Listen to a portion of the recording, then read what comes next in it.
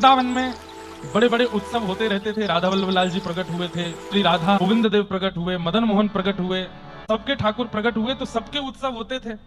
और उन उत्सवों को देख करके श्री गोपाल भट्ट गोस्वामी जी के चित्त में मन में भाव आता था कि मैं भी अपने ठाकुर जी का उत्सव करूं। एक बार ठाकुर जी का मधुर झूला उत्सव कर रहे थे और उसी बीच श्री हरिराम व्यास जी का आगमन हुआ और हरिराम व्यास जी आए। तब रसिक जन बढ़िया बढ़िया पद पदावली गा रहे थे।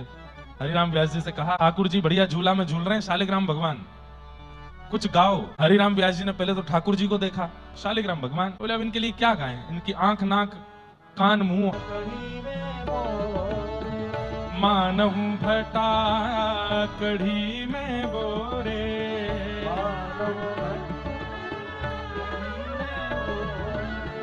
अंग लगायो चंदन,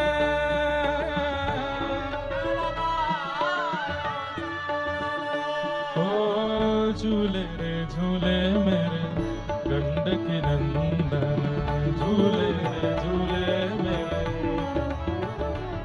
क्या कह रहे हैं? तो आप अपने ठाकुर जी का उत्सव करो और कोई आकर के आपके ठाकुर जी को आ तो रहा है लेकिन उसमें कुछ ऐसी बात बोलते, बोले क्या बोल रहे हैं?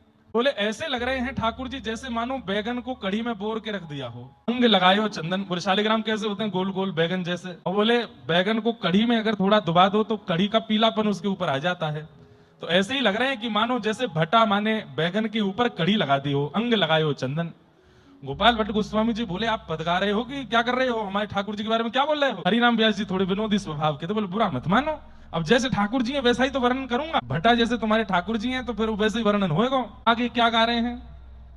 आहा, हाथ न पाए नैन नहीं नासा, हाथ न पाए नैन नहीं नासा, हाथ न पाए नैन नहीं नासा, हाथ न पाए नैन नहीं नासा। ना इनके हाथ है, ना इनके पाम है, ना इनकी नाक है, ना इनके नेत्र हैं। ध्यान करत कछु होते आनंदन, ध्यान करत कछु होते आनंदन। जालंधर और वृंदावल्लभ, जालंधर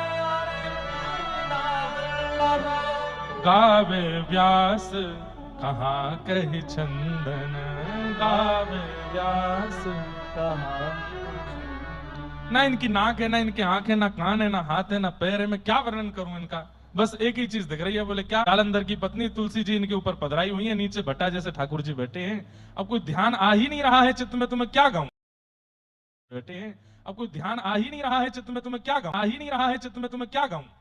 और ऐसा गा करके थोड़ा हंसी मजाक सा करके हरिराम व्यास जी वहां से चले गए। लेकिन महाविषाद दे करके चले गए किसको? गोपाल भट्ट गोस्वामी जी को। इधर देखो सब लोग, ध्यान देखो। गोपाल भट्ट गोस्वामी जी अपने ठाकुर जी शालिग्राम जी को देखें, कहें जय जय। गोविंद देव जी के नेत्र हैं, मदन मोहन जी के नेत्र हैं, गोपीनाथ जी के हाथ पैर हैं, मेरे राधारमण प्रभु के कोई कुछ क्यों नहीं है? आप केवल शालिग्राम जैसे ही क्यों? आपके आंख नाक मुंह कान क्यों नहीं है? आप इस विरह में चले गए कि आपके नेत्र क्यों नहीं है नाथ, आपके कान क्यों नहीं है, आपके हाथ क्यों नहीं? और तभी अब उत्सव चल रहा था तो कोई आकर के पद गा रहा था, कोई आकर के स्तुति गा रहा था, कोई आकर के वेद की ध्वनि, वेद की ऋचाएं सुना रहा था। एक व्यास जी आए, उनसे कहा आप कुछ प्रवचन कर दो। तो व्यास जी बोले आज नरसिंह चतुर्दशी है, कल की बात थी। बोले हम प्रहलाद जी का चरित्र सुनाते हैं। प्रहलाद जी का चरित्र चल रहा था, गोपाल भट्ट गोस्वामी जी झूला झुला रहे हैं अपने श्री शालिग्राम भगवान को। और तभी वो कहते हैं कि प्रहलाद के प्रेम के वशीभूत होकर के भगवान खंभ भेदन करके नृसिंह बन करके प्रकट हो गए। बोलो नृसिंह भगवान की जय।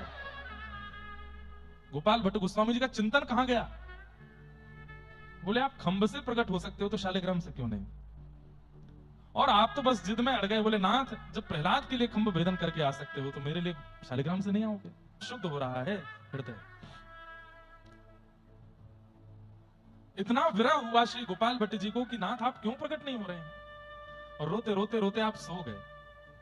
सुबह यमुना स्नान करने के लिए चले गए, आकर के अपने ठाकुर की सेवा करनी थी, लेकिन अभी भी विरह में ही थे। यमुना स्नान करते हुए भी रो रहे हैं, वापस आते हुए भी रुदन कर रहे हैं कि मेरे ठाकुर जी शालिग्राम ही क्यों हैं, क्यों इनके आंख नाक मुख क्यों नहीं है? आपने दीप प्रज्वलित करके जैसे ठाकुर जी की मंगला के लिए शालिग्राम भगवान के सन्मुख बैठे तो क्या पाते हैं कि वहां तो शालिग्राम जी के सिंहासन पर एक कपड़ा ऐसे उठा हुआ है जो रात्रि में चद्दर सी उड़ाई थी ठाकुर जी को, वो उठी हुई है, मतलब ऐसे खड़ी पर किसी ने डाल दिया। आपने पहले विचार किया कि कोई सर्प आदि तो नहीं आ गया, तो क्या है? और जैसे ही कपाट खुले हैं, मानो उस पर्दे को हटाया है, उस आवरण को हटाया है। श्री राधा रमण लाल की, ऐसे सुंदर ठाकुर जी के मधुर चरणार बिंद हैं। उसके बाद ऊपर देखा तो ऐसे सुंदर घुटने हैं, ऐसी सुंदर जंगा है, आहा। उधर देख करके तो गोपाल भट्ट गोस्वामी जी अति आनंदित हो गए। वक्ष का दर्शन करके तो मानो हृदय पर आलिंगन करने की इच्छा होने लगी। ऐसे गदमदरा से ठाकुर जी की भुजाओं को देख करके तो नेत्र सजल होने लगे। और जैसे ही मुखमंडल का दर्शन किया, श्री गोपाल भट्ट गोस्वामी जी तो वारे वारे जा रहे हैं। लेकिन तभी आपने मन को समझाया, अरे किसके ठाकुर जी हैं, पता नहीं किसके हैं, मेरे शालिग्राम प्रभु कहाँ हैं? आप उनको ढूंढने लगे और जैसे ही नहीं मिले तो आपने उन ठाकुर जी को जब उठाया, हाथ उठाने के लिए जैसे ही पीछे गए तो पीछे कमर के पास ही श्री शालिग्राम भगवान, उन्हीं में से श्री राधा रमन लाल प्रकट हो गए।